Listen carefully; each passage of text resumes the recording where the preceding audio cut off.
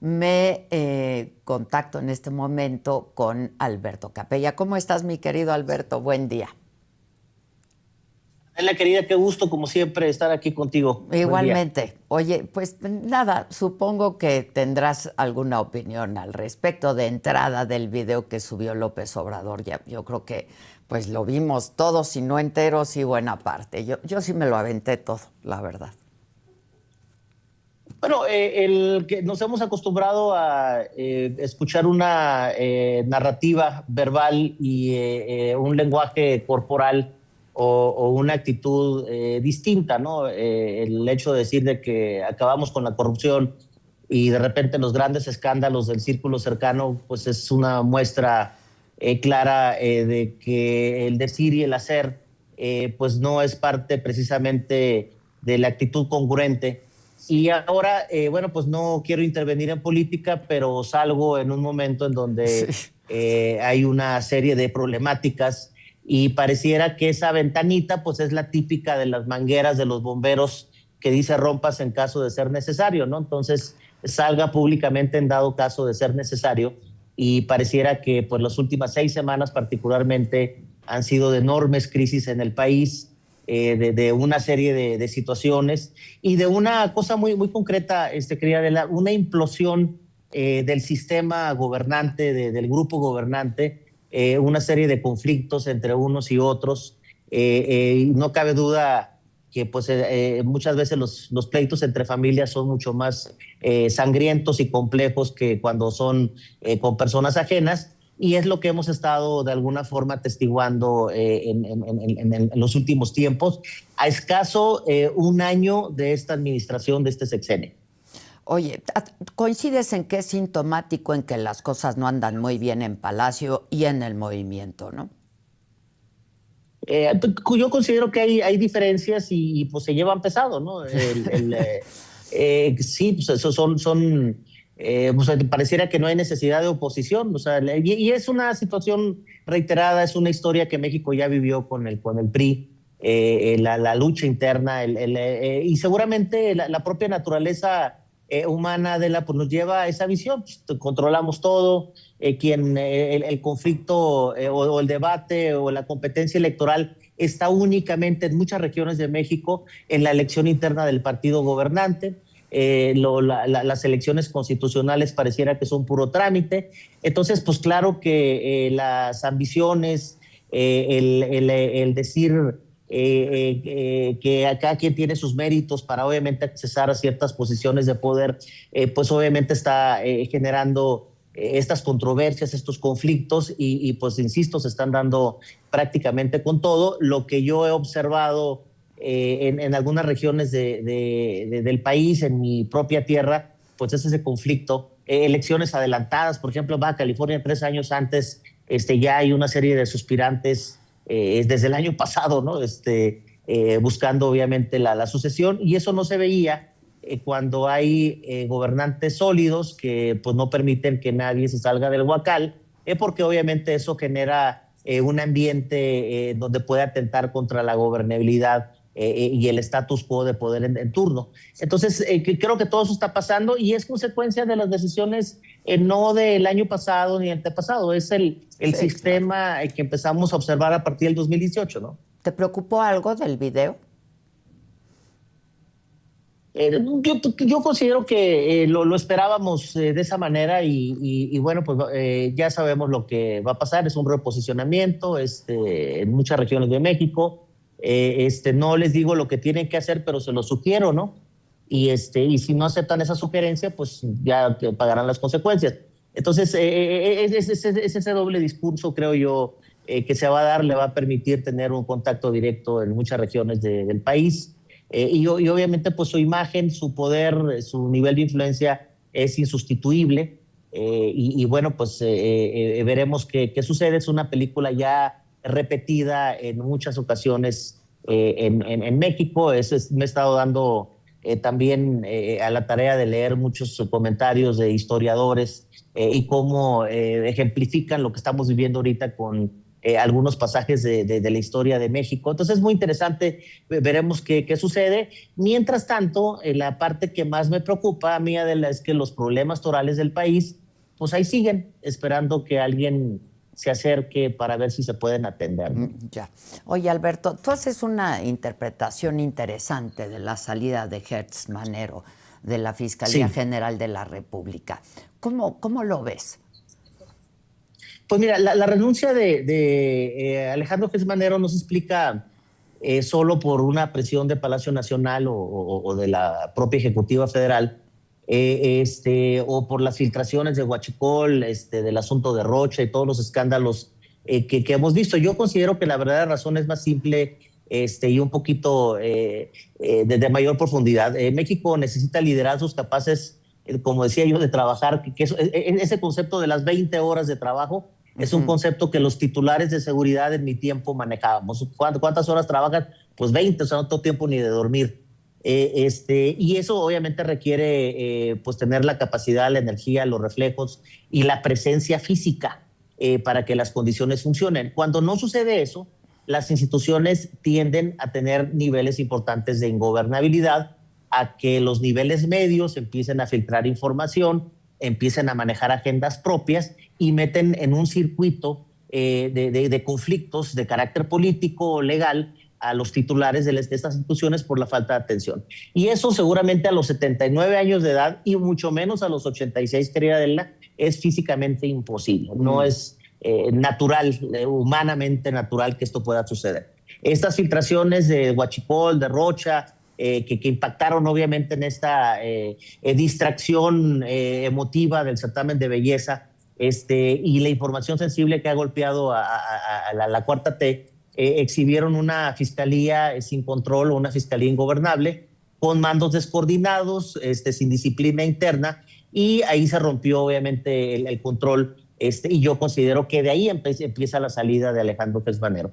A esto se suma el origen político de su nombramiento. Gertz fue un instrumento del presidente López Obrador para perseguir adversarios, enviar señales de control al sector empresarial y neutralizar figuras incómodas, como es el tema de Julio Scherer Ibarra. O sea, incómodas no que lo sean para nosotros, sino incómodas probablemente para ciertos intereses o cierta visión de gobernabilidad del propio sistema de la Cuarta T. Esa alianza de Gertz con el presidente López Obrador se mantuvo mientras les fue útil, hasta que obviamente dejó de serlo por sentido obviamente claro de ingobernabilidad. Hoy México necesita relevos pues, reales, que tengan cierta visión con energía, con sentido de urgencia de los problemas que estamos viviendo, con disciplina para cumplir con los objetivos de estas instituciones y capaces de sostener esas 20 horas diarias que exige en este caso la Procuración de Justicia en México.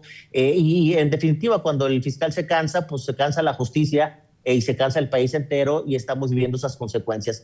Yo no considero que las visiones que se tienen polarizadas de blanco y negro del ejercicio de Gertz Manero sea así. Yo considero que hay claroscuros. A mí me toca dar testimonio de una situación institucional que me tocó trabajar de cerca con la Fiscalía, y hubo una decisión importante por parte de Gertz Manero para que esto pudiera tener un efecto con una mafia internacional operando en México. Y bueno, pues hay claroscuros, sin embargo, a mí me queda perfectamente con la visión que hemos tenido que se necesita muchísima concentración, muchísima energía y bueno, pues con el debido respeto, pero a los 86 años probablemente pues tengan la visión de otro tipo de cosas, y no necesariamente pues arriesgar lo que es necesario arriesgar en este tipo de posiciones tan importantes. ¿Pero lo ves más por ahí? ¿Tú interpretas más su salida por ahí? Yo interpreto su salida por ahí en el sentido de que al momento que descuidas la institución y los mandos medios empiezan a generar filtraciones que provocan escándalos políticos de las dimensiones que hemos visto, pues obviamente hay un responsable, ¿no? Y el responsable finalmente era él. Que haya sido de los afectos de las confianzas de la actual titular del Ejecutivo Federal, pues creo que tampoco. Que haya traído un buen ambiente con las otras áreas en las que es necesario trabajar tampoco. Yo lo voy a, ahorita que está de moda, yo soy beisbolista y de fútbol americano, el fútbol, soccer, pues lo tolero hasta cierto tema, pero yo he planteado esto de la manera, si quieres, más sencilla de entender, burda, si tú quieres. El equipo institucional para resolver el tema de seguridad se compone de jugadores. Obviamente hay defensivos, en este caso los defensivos son las autoridades locales, particularmente las policías municipales, que están en el sitio en donde no debes de permitir que la delincuencia te meta goles. Luego tienes a los defensas, en este caso pues son las autoridades auxiliares. En ese papel juega las policías estatales, la Guardia Nacional, y tienes otros niveles medios, o los mediocampistas, que en este caso son las áreas de investigación y de inteligencia de las procuradurías, de la Fiscalía Local, las propias áreas de investigación e inteligencia de la Guardia Nacional, las propias de la Policía Estatal, y ellos hacen ese trabajo medio porque igual van a la defensa e igual van a la ofensiva. Pero lo más importante son, en este caso, los ofensivos, que usualmente son dos. Es la Fiscalía Estatal y la Fiscalía General de la República. Ellos son los que meten goles en la portería contraria del crimen. Si tú tienes debilidad en estas dos fiscalías, pues nunca vas a meterle goles a la criminalidad. Y si no hay articulación entre estas dos fiscalías y los medios o la parte preventiva, créeme que siempre vas a tener un desastre en términos de coordinación institucional y de entendimiento de la realidad que se está dando en cada región del país. No es para celebrar lo que hemos vivido en este tiempo. Se podrá discutir si hay matiz, si hay manipulación o no de las cifras. Lo que sí no cambia, y es una riqueza muy importante, es la situación de la percepción de la ciudadanía en términos de la violencia que estamos viviendo y la cantidad de tragedias que todos los días están documentando los medios de comunicación. Sí partimos, y eso es un reconocimiento al gobierno de la presidenta Sheinbaum, de la inacción de este esquema absurdo de abrazos y no balazos, a la acción de este sexenio, y ahí es donde se nota obviamente una diferencia. Cuando me decían, oye, ¿cómo ves este sexenio? Pues se parece mucho más al de Calderón que al de López Obrador en términos de la articulación institucional que están generando y de las propuestas en materia de desarrollo institucional de las policías, que obviamente tuvo un bache muy importante por la creación de la Guardia Nacional y por la falta de recursos y la cancelación en 2 años del sexenio de López Obrador de los subsidios para el fortalecimiento de las policías locales, particularmente estatales y municipales. Ahora, la llegada de la nueva fiscal va a ayudar a esto que tú dices. Lo interesante de este nuevo esquema de gobernabilidad en la FGR es que podemos analizar lo que va a pasar en función del análisis de la jefa de gobierno, Claudia Sheinbaum, y de todo lo que sucedió en términos en materia de seguridad. Es paradójico una cosa,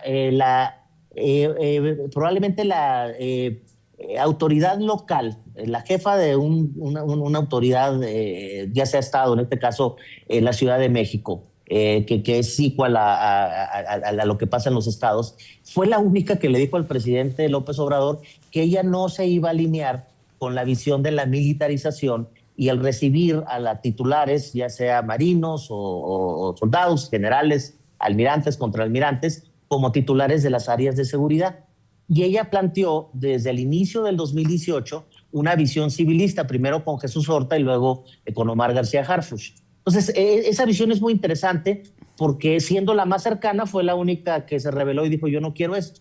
Hubo algunos otros casos, como el asunto de Campeche y algunas otras realidades, pero prácticamente los demás gobernadores, que en el caso de seguridad pública no han actuado como gobernadores, han actuado como gerentes de un estado, aceptando las imposiciones y las instrucciones que en el tema de seguridad se les ha dado desde la perspectiva federal. Y eso es un grave error, porque yo considero que uno de los problemas que hemos tenido en este país es que desde la época del presidente Calderón, con las cosas positivas y las negativas que pudieron haber existido, el presidente Calderón aceptó una consigna que es equivocada. Estábamos hablando en temas de homicidios de los muertos de Calderón, y luego trasladamos en el tema del sexenio de Peña Nieto los muertos de Peña Nieto, y luego los de López Obrador, y ahora los de Claudia Sheinbaum. Ese es un grave error.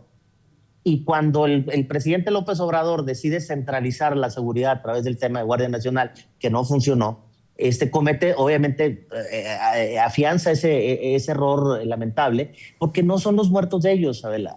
Son los homicidios de las y los gobernadores de este país que se han lavado las manos y le han denunciado al gobierno federal la situación de la violencia de sus entidades.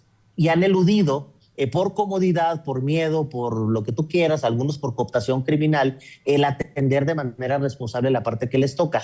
Y las excepciones que hemos tenido, que deberían ser las reglas, pues son gobernadores, muchos de ellos que han terminado perseguidos, en algunos casos motivados por el crimen organizado, en otros casos por diferencias de carácter político. Entonces, esta es la realidad que vive el país. Y si yo analizo, por ejemplo, mi tierra, que la conozco perfectamente, y veo las decisiones de la gobernadora, pues son las peores que se han tomado en los últimos 20 años al tema de seguridad. Y una frivolidad en el manejo de la situación, acepta el nombramiento de 3 generales, creo que el último ha dado la casta y sacado la casta bien, pero cometen errores como estos, ¿no? Decir que ahora el centro de control de emergencias, en este caso los C5, dependen de las fiscalías y no del secretario de seguridad, y el secretario de seguridad acepta eso cuando es tu primer instrumento que tienes como secretario de seguridad para atender la violencia. Entonces empiezan a inventar cosas que van contra natura, precisamente por esa ausencia de liderazgo, de pantalones, de decirle al gobierno federal, déjame a mí atender mi tema. Yo te doy resultados, ven y ponme lo que tú quieras. Pero es muy cómodo dedicarse al TikTok y andar ahí con las frivolidades, porque lamentablemente estas visiones de gobernadores pues quieren ser populares y en redes sociales y que la gente los quiera, pero no útiles ni responsables de esta gran responsabilidad y gran envergadura que representa gobernar una entidad en México. Sí, sin duda. Oye, por cierto, seguramente escuchaste ayer el secretario de Seguridad, Omar García Harfuch, dio informes, dio información de cómo había reducido la inseguridad, la violencia en Michoacán desde que llegó la Guardia. ¿Qué opinas de esto? Seguramente debe haber un impacto importante. Seguramente, claro. Sí, trae todas las cucarachas sueltas, ¿no? Como andaban. Y de repente llegas con raid, aunque sea a no focalizarlo, pero llegas con cierto nivel de presencia, esas acciones institucionales provocan descontrol criminal. Entonces, el nivel de poderío que traen algunas regiones al momento de ver presencia que no pueden controlar, en ese momento, pues obviamente inhiben sus acciones criminales. Claro que es un gran tema, claro que el asunto de Carlos Manzo ha puesto en un nivel de riesgo la gobernabilidad no solamente de Michoacán, sino de muchas regiones del país, y claro que lo tienen que atender de una manera importante. Pero el grave conflicto de estos planes estratégicos federales es que tienen una temporalidad muy corta y no permiten el crecimiento de las autoridades locales porque presupuestalmente son insostenibles, Adel. Ese es el gran problema que hemos revisado en los planes estratégicos que se han creado desde la época de Calderón a la fecha. No se van a quedar indefinidamente. No, se van a ir. Se van a ir. Y si no fortalecen la parte local, pues olvídate, ¿no? Entonces, sí hay un factor humano. Yo pensaba, yo la verdad es que aprecio el trabajo de muchos exfuncionarios hoy de la FGR que se van, personas que yo considero tenían una muy buena calidad, y ahora pues terminarán también en la ignominia y probablemente en la persecución institucional. Ese es el riesgo en este país por hacer las cosas bien desde la perspectiva institucional. Es sumamente grave. Y mientras no cambiemos esa visión, muchos funcionarios públicos se van a administrar, no van a asumir las consecuencias o los riesgos que representa hacer bien la chamba. Entonces van a querer pasar desapercibidos, disfrutar las mieles que representa una posición de esa naturaleza, y hacerse taurugos y no pelearse con nadie. Entonces, porque el Estado mexicano no da esas garantías institucionales de protección, y ahí andamos muchos de nosotros pateando botes o escondiéndonos de los criminales que perseguimos, ¿no? Entonces, es sumamente lamentable desafortunado, y mientras eso no cambie, por más planes, por muy fregones que se vean y por muy lógicos, la condición humana es la condición humana y eso no va a cambiar. Así es. Bueno, pues interesante, Alberto. Vamos a ver qué ocurre en los próximos días. Muchas gracias por lo pronto. Vamos a estar muy al pendiente. Gracias. Fuerte abrazo, buen inicio de semana. Igualmente, igualmente. Oigan, hoy es lunes de Vitrio. El viejo volvió, como que volvió. Si el pueblo lo quiere tanto, ¿por qué se escondió? México sigue lidiando con lo que dejó. No hay medicina si el campo exige todo lo que prometió. A lo Gramsci, manipulando la información, siempre con sus otros datos, pero esta no funcionó. Si España tiene la culpa de que exista corrupción, entonces su primogénito debe ser español. Les sugiero que se esconda como su amigo Maduro, porque si suelta la sopa puede volverse el segundo. La derecha está ganando por este